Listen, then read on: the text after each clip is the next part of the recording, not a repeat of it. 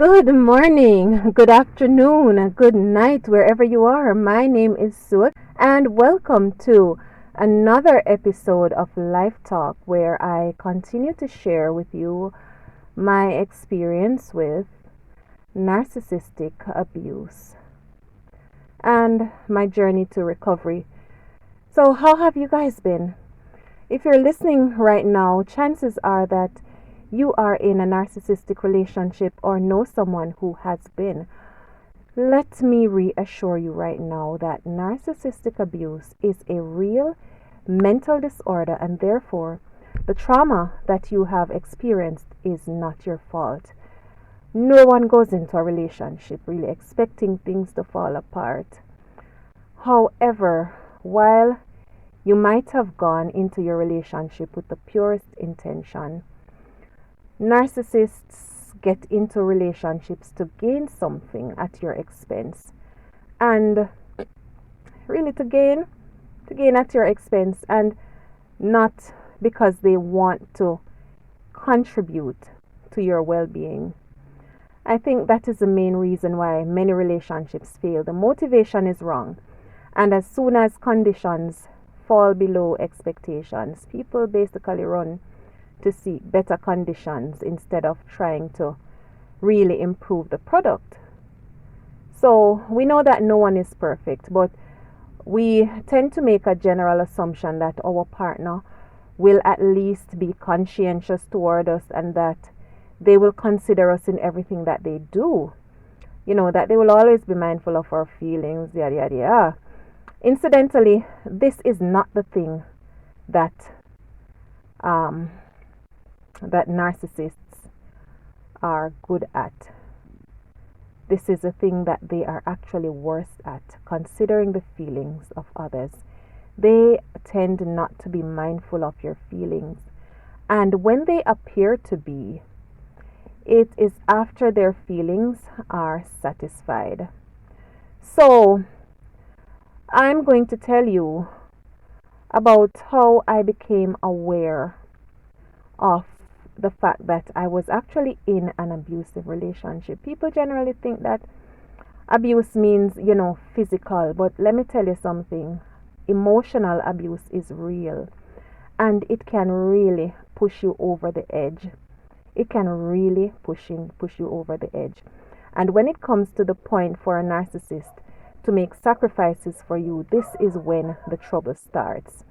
This is when the lying, the deception, and the manipulation becomes apparent.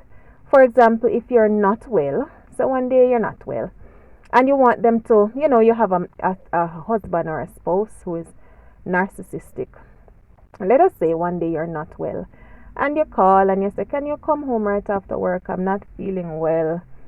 And this happened to be a day when they had planned to be elsewhere, because let's face it, let me tell you, if you're not aware, narcissists are very sneaky and they believe in keeping secrets. So they will often, have outings, have rendezvous that they deliberately do not share with you.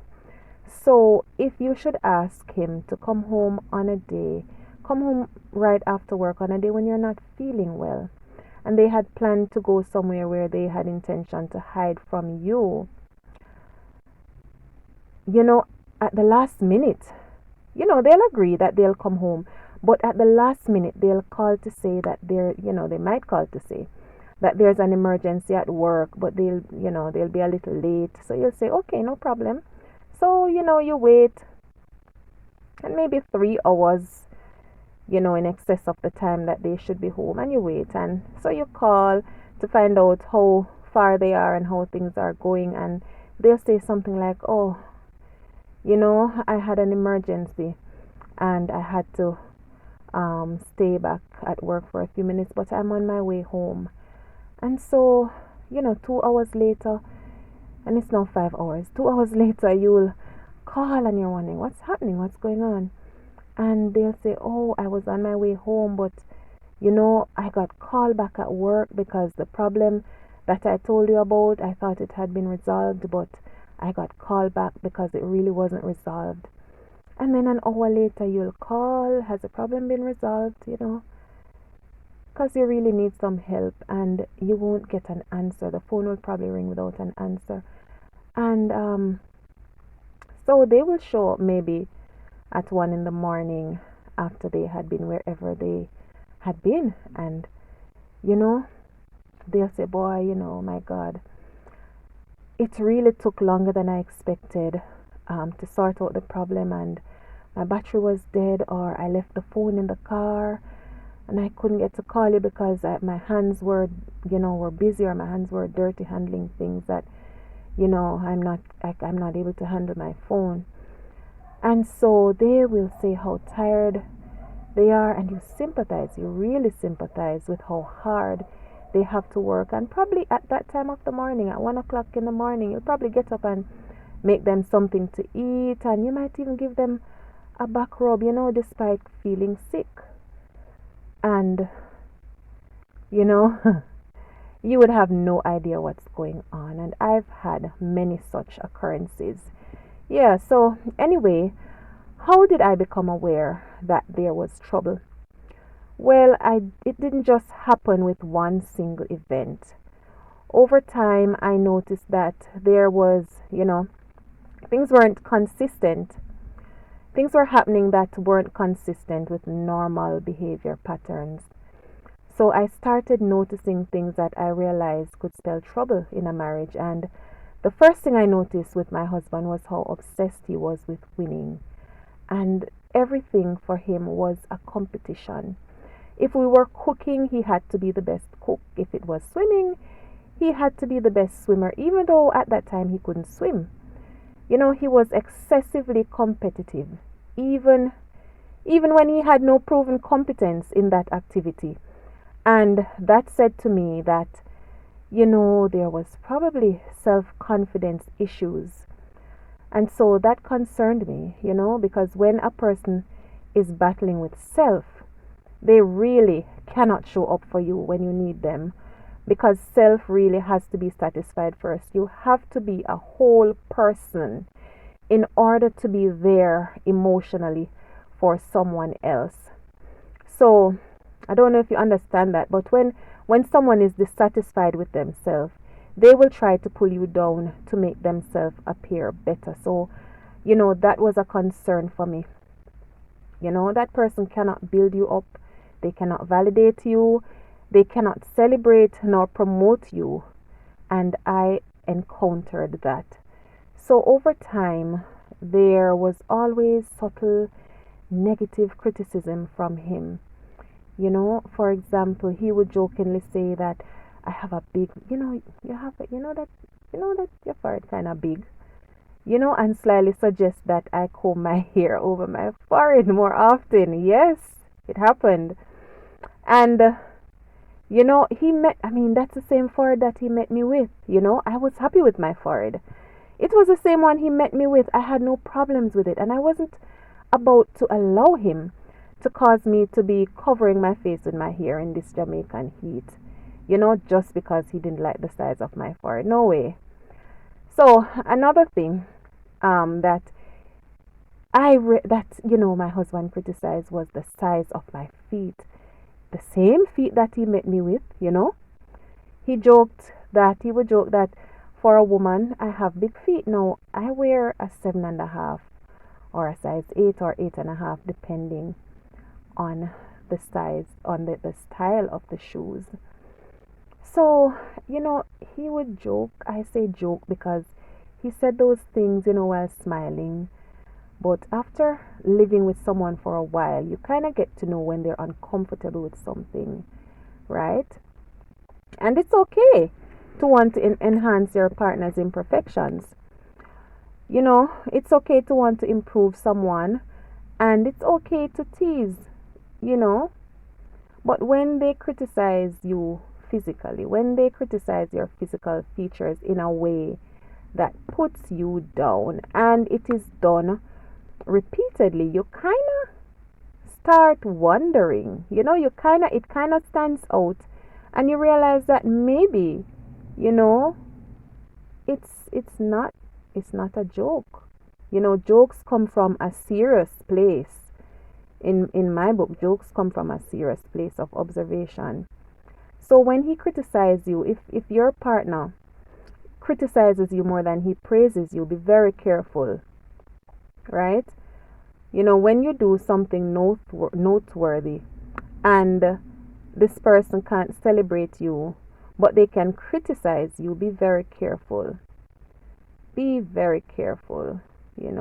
We're all humans. Well, I assume. Therefore, we will have moments when our confidence is shaken, but someone with a healthy self confidence will try to be the best version of themselves. Someone with low self esteem or low self confidence, on the other hand, will try to be better than everyone else. That's the difference. Yeah, so as time went by, I also realized that he valued his free time over family time. And he was not, I realized gradually that he was not very family oriented. But the problem is that working two jobs, I know that working can be very demanding. And so that's what really created the gray area, the fact that he had two jobs. But I still noticed that he did not make much provision to create boundaries to protect family time.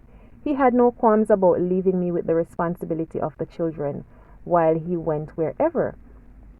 He never displayed much interest in creating those boundaries. So he always seemed to welcome any activity that would keep him away from home.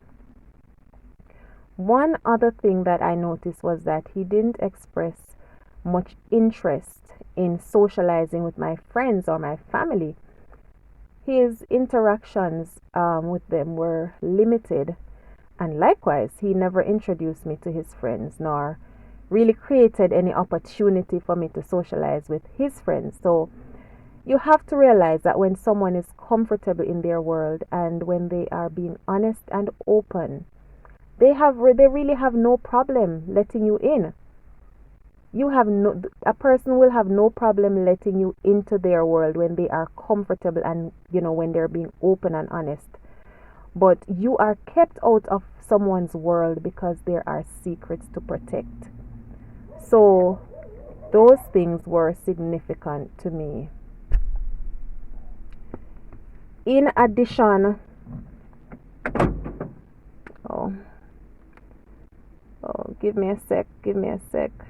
give me a sec. So in addition to that, I got my train of thought back. He had so many coincidences on the road that prevented him from answering his phone or from coming home on time. There were just so many stories. And with me not being a naturally suspicious person, I believed him. I believed every word. It took less energy. And I didn't see why a grown man should place himself in the position where he had to keep lying. So I believed him. So although I had been experiencing major dissatisfaction with the quality of the relationship for years, I did not know what narcissistic abuse was, nor had I ever accepted that I was actually being abused. It wasn't until maybe our second counseling appointment that I finally realized what I was dealing with. So, in an effort to try to save the marriage, we had started counseling, yes. And that was after we decided to go to counseling after I discovered his secret lifestyle. So it was a second counseling session that I realized that I was dealing with someone with serious emotional issues.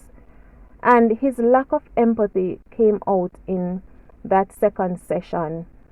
And I realized that something was really wrong when the counselor said something that really shocked me. She told me that my husband was not emotionally developed in some ways and that I needed to basically reduce my expectations of him to avoid frustration. So instantaneously, just years of disconnected pieces just suddenly came together because while we were there, I realized, and as she spoke to him, I realized that he does not seem to understand empathy, and he didn't seem sorry for what he did. He seemed more sorry or more concerned that he was found out. He was more sorry that he was found out than he actually hurt me. So, when I was told by the counselor to reduce my expectations of him, it was like hearing a doctor say that my child would never walk nor learn to read. I felt like somebody just dumped a bucket of cold water in my face. I felt confused. I seriously felt confused. I felt hopeless and really, really dismayed at the same time because, I had made such, it was 9 years of marriage, 12 years of that relationship, and never expecting that things could take a turn for the worse so suddenly. I remember wondering what the counselor meant.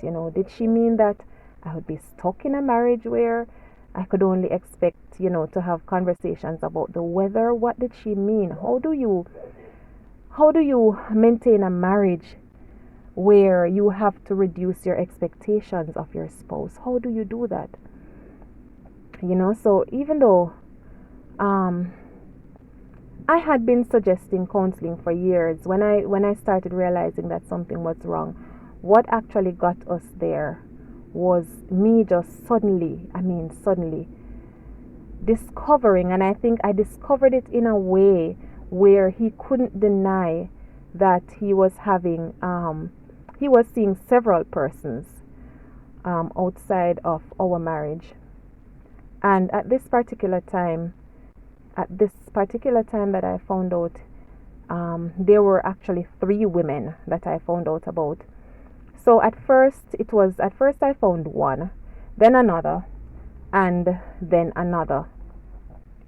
And at the time, funny enough, we had a 3-month-old baby. Yeah, so we had a 3-month-old baby, and I had just really gotten over the depression really of that pregnancy, because I really had thought that I was finished, and this baby came along. So I was devastated, not because I felt like that could never happen to me. I just felt cheated for all the time that I put in at home, being pregnant while covering for him, having to take the 2 older children to school, picking them up, him never being available to, go to a PTA meeting or help out with the children, even to help out with an assignment. And on top of that, I was a plumber, I was an electrician, I was a shoemaker, I was a secretary, you name it, I was it. So I felt really used and betrayed. And so when the details of his activities kept coming in, they started coming and they kept coming in, I went from anger to disappointment that someone who I thought I knew could really degrade himself by having to lie every day about his lifestyle.